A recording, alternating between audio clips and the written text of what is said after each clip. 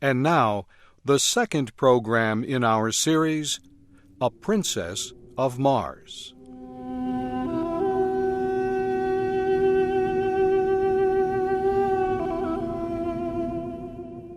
The creature with the spear was huge. There were many other similar creatures.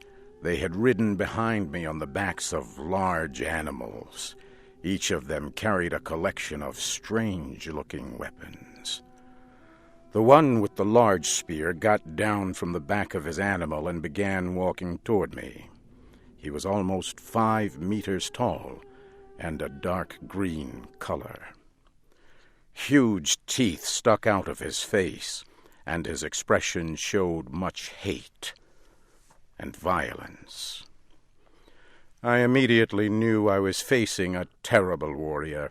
He began moving quickly toward me with the spear. I was completely unarmed. I could not fight. My only chance was to escape. I used all my strength to jump away from him. I was able to jump almost 30 meters. The Green Martian stopped and watched my effort.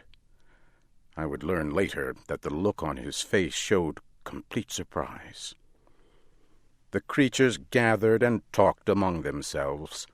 While they talked, I thought about running away.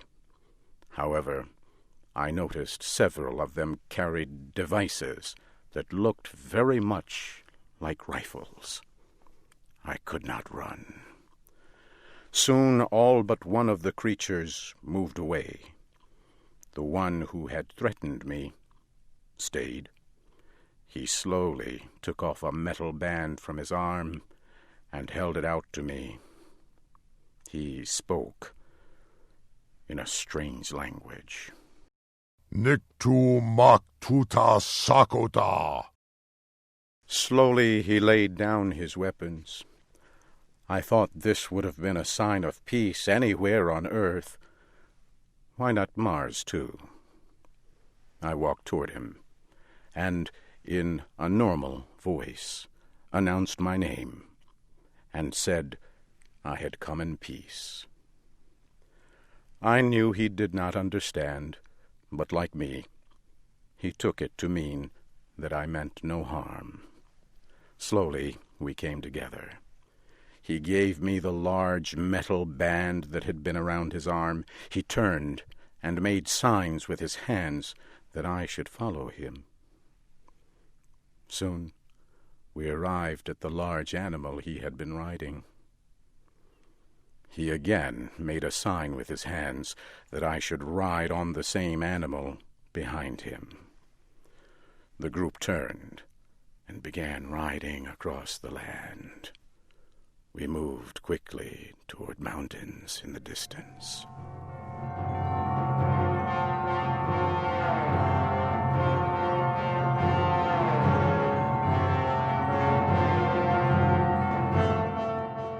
The large animals we rode moved quickly across the land.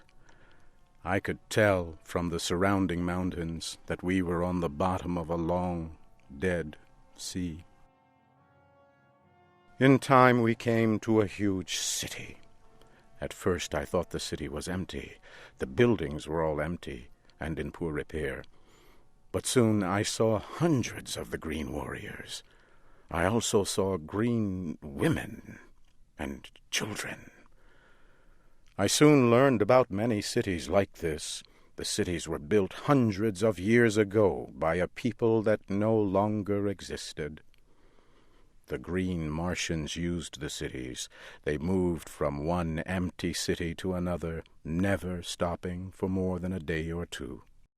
We got down from our animals and walked into a large building.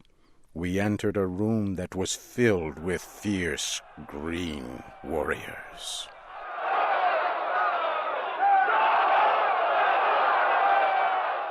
It was not difficult to tell that these were the leaders of the Green Martians. One of them took hold of my arm. He shook me and lifted me off the ground. He laughed when he did so. I was to learn that Green Martians only laugh at the pain or suffering of others. This huge warrior threw me to the ground and then took hold of my arm again to pick me up. I did the only thing I could do. I hit him with my closed fist as hard as I could. The green warrior fell to the floor and did not move. The others in the room grew silent. I had knocked down one of their warriors with only my hand. I moved away from him and prepared to defend myself as best I could, but they did not move. The green Martian that had captured me walked toward me. He said in a clear voice, Tars Tarkas. Tars Tarkas. As he spoke, he pointed to his own chest. He was telling me his name. I pointed to my chest and said, "My name, John Carter." He turned and said the word Sola. Immediately, a green Martian woman came close. He spoke to her. She led me to another building and into a large room. The room was filled with equipment carried by the green Martians. She prepared something for me to eat. I was very hungry. I pointed to her and said the word Sola. She pointed at me and said my name. It was a beginning. Sola was my guard. She also became my teacher. In time, she would become a close and valued friend. As I ate my meal, my lessons in the language of the green Martians continued. 2 days later, Tars Tarkas came to my room. He carried the weapons and the metal armbands the green warriors wear. He put them on the ground near my feet. Sola told him I now understood some of their language. He turned to me and spoke slowly. The warrior you hit is dead. His weapons and the metal of his rank are yours, John Carter. He was a leader of one small group among our people. Because you have killed him, you now are a leader. You are still a captive and not free to leave. However, you will be treated with the respect you have earned. You are now a warrior among our people. Tars Tarkas turned and spoke softly. From beyond the door, a strange creature entered the room. It was bigger than a large dog and very ugly. It had rows of long teeth and 10 very short legs. Tars Tarkas spoke to the creature and pointed at me. He left. The creature looked at me, watching closely. Then Sola spoke about the creature. His name is Woola. The men of our tribe use them in hunting and war. He has been told to guard and protect you. He has also been told to prevent your escape. There is no faster creature in our world, and in a fight they can kill very quickly. Do not try to escape, John Carter. Woola will tear you to small pieces.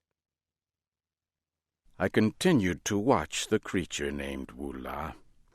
I had already seen how the green Martians treated other animals. They were very cruel. I thought, perhaps this beast can be taught to be my friend, much like a dog on earth. I walked close to the creature and began speaking in much the same way I would speak to a dog or other animal on earth. I sat down next to him while I talked softly. At first he seemed confused. I believe the creature Wula had never heard a kind word. In the next several days I gained the trust and friendship of Wula. In a few short days, Wula was my friend and fierce protector. He would remain my loyal friend as long as I was on Mars. Several days later, Sola came to me with a look of great concern. John Carter, come with me. A great battle is about to take place. An enemy is coming near this city. We must prepare to fight, and we must be ready to flee. Sola, what enemy is this? A race of red men who travel our world in flying machines. A great number of their machines have come over the far mountain. Take your weapons with you, and hurry. I collected my sword and a spear. I hurried out of the building and joined a group of warriors moving toward the end of the city. Far in the distance, I could see the airships. They were firing large guns at the Green Warriors. I heard huge explosions. The Green Warriors were firing back with their deadly rifles. The air was filled with the sound of violent battle.